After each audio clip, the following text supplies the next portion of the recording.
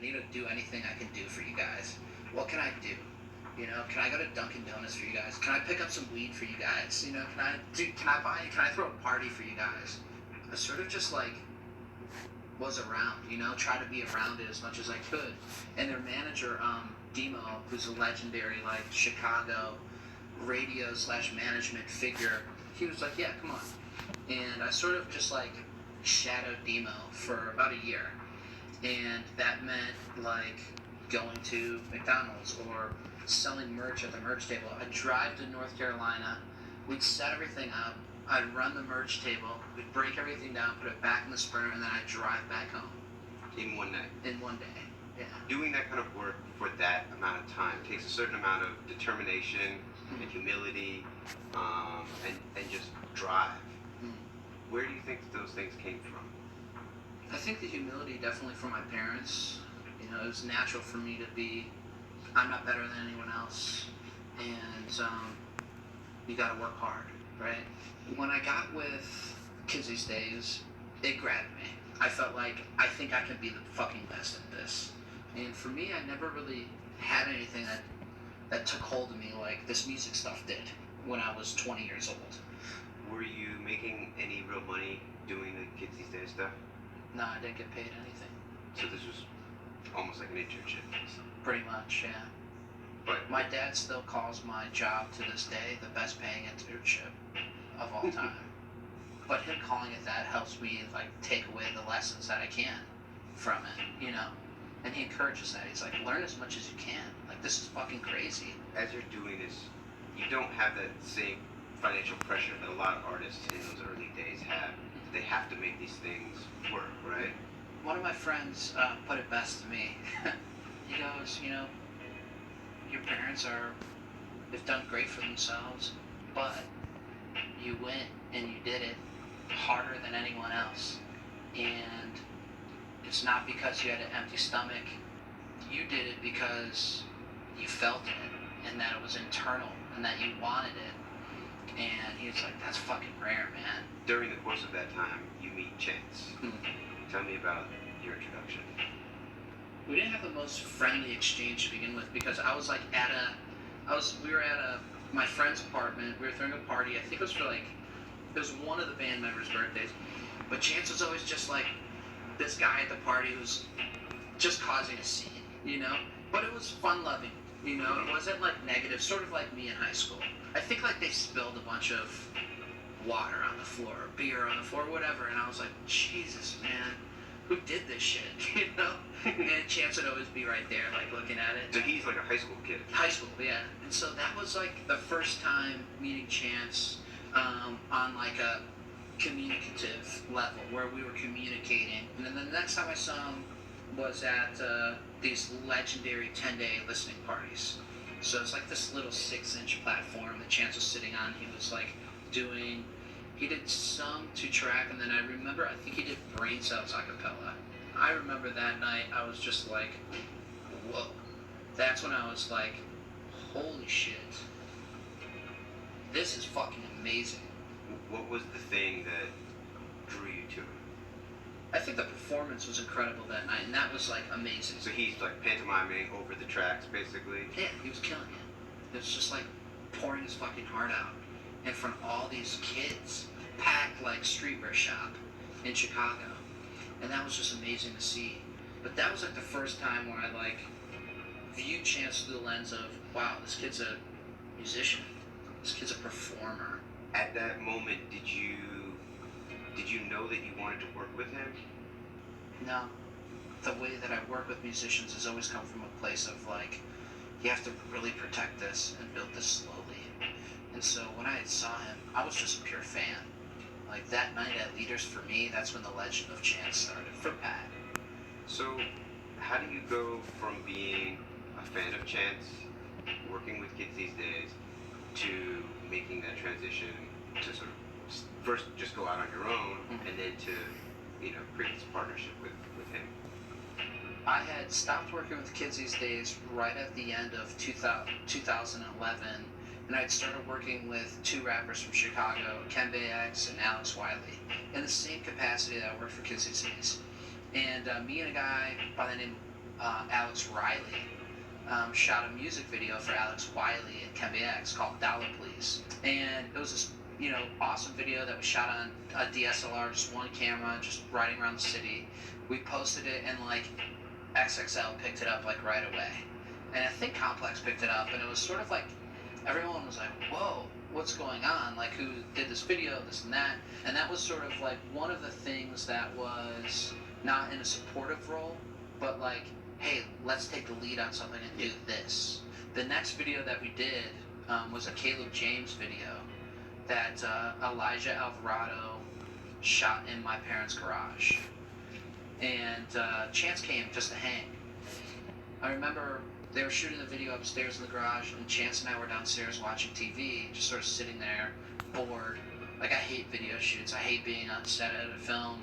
And Chance obviously felt the same way that day, so, and I told him, I was like, if there's anything I could ever do to work with you, anything you ever need, just let me know. I'll do anything. And he said, oh yeah, cool, well, whatever. And that was that. 2 weeks later after that, I was driving everybody to the radio station. We picked them up and we went out to the Power 92 radio station in Hammond, Indiana. And Chance's dad met us there. And Chance's dad at the time was the Midwest director of the Department of Labor. It was appointed by President Obama. And so he showed up, very nice suit, Cadillac, and I was, whoa, sick. Like, this guy seems awesome. And me and Chance's dad would just start chatting with another guy named Genesis, who was Kenbay and Alex's manager, and I was sort of like the sidekick at the time. Mr. Bennett was interested in what was the best way to throw Chance's first show in Chicago. And so Genesis had these ideas, and then Mr. Bennett turned towards me and said, what do you think? And I said, you should do a show at Lincoln Hall. It's a 500 cap. I think you guys can handle that.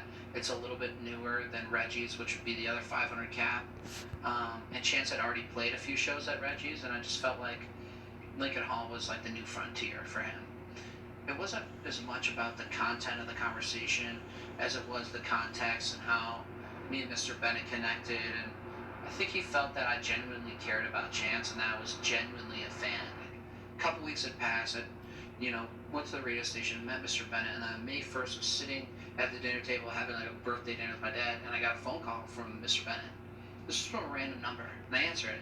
And he said, Pat? And I said, yeah. He's like, this is Ken Bennett. I want to talk to you. I said, what's up? He goes, I was speaking with Chance, and we think you'd make a good manager. And I was like, whoa, like completely floored. He's like, I want to meet up with you tomorrow, and I'm going to bring Chance and Taylor, and we'll meet up by Leaders, and we'll have some food, and we'll talk about it. So I said, amazing, thank you so much, and I'll see you tomorrow. I hung up the phone, went back to my dad's birthday dinner, sort of told everyone. I was like, something really amazing just happened. And the next day, we'd all gotten together, we had a conversation, probably about an hour long, about how it was all going to work, and it wasn't any type of like deal-making process. It was more of like a great conversation between friends about how much I cared about Chance and how honored I was to be considered for this opportunity. The conversation was summed up by one thing that Mr. Bennett said, which was right at the end. He goes, I know you don't have a lot of experience, but that's okay. Your job is to help Chance get the recognition that he deserves. What I remember vividly was, Michael Jordan wasn't the best basketball player ever. He was just the best known basketball player. So it's your guys' job now to take Chance from being really good to being really good, but noticed. Whatever you guys don't know now, whatever you don't know, whatever Chance doesn't know, you guys will learn it together. And that was like day one. With marching orders from Mr. Bennett, corporate got to work.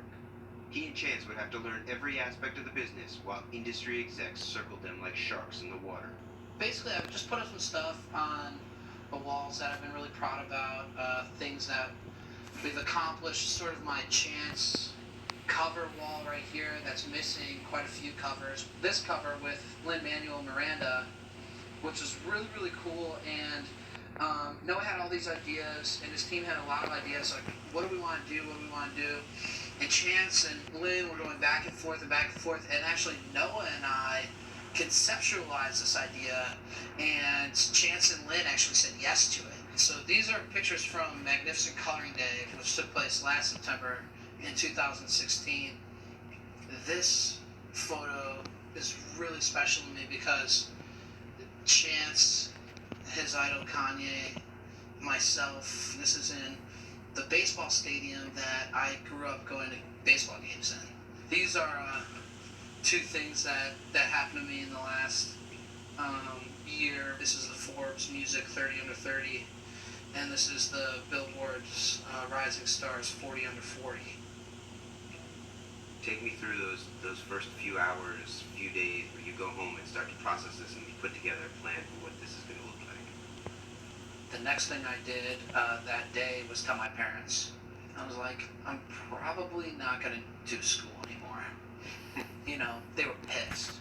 And like, what are you doing? You're throwing your life away type of thing. And they actually made me and my two parents all went to group counseling sessions from that day in May for about 6 weeks until Chance's show in June. They're like, you're not dropping out of school. No way. Like, don't even know who this guy is. Just fair. So I told them, I was like, I'll agree to go to the counseling sessions if you agree to hear me out on this thing. Like, we're going to do this show at Lincoln Hall, and it's going to sell out, and it's going to be crazy. Chance, myself, and Mr. Bennett all got to work on, like, campaigning this 10-day show. It was every day, postering schools. Mr. Bennett was driving us around. He was super involved, and we sold out the show. The last counseling session I go to with my parents, the counselor walks in and says, oh, I heard about the show on the radio station on the way into work today. And I look over at my parents and I'm like, yeah. And that was the last time we ever went to the counselor. They said, you got 1 year. You can pursue this opportunity, and if in 1 year you haven't made the progress that we think you should make, then you gotta go back to school. So we played Lincoln Hall, and I had sort of a moment of vindication when I walked in, and everyone looked at me like, why the fuck is this guy back? And I think over the course of the night they realized that I'm fucking here to throw the Chance show, motherfucker. Like that was like I was like, yeah, I'm with fucking Chance, bitch. And then on June 8th, we played this Childish Gambino show on First Ave in Minneapolis, and we were off to the races. So in those first moments with Chance, had the idea of being a completely independent unit, was that something that you guys were talking about, or were you really just sort of trying to build his celebrity and build his following? We started getting the calls, and the independency thing didn't really come up until we started taking the meetings and realizing what it meant to be like a signed artist meant. Like we didn't know what the contracts looked like or what it even all entailed. So we started taking the meetings with the idea of just like, let's just go and learn something. I wasn't in the position or in the role of saying like yes or no to people. It was more of like just being there for Chance and helping him filter this, because at the end of the day, that's my style. I don't want to be like the king, but I'll be like a dope, advisor, like a Tyrion, a guy who's like, yeah, I got your back, but at the end of the day, I want you to make a decision for you. What's right for you and your family.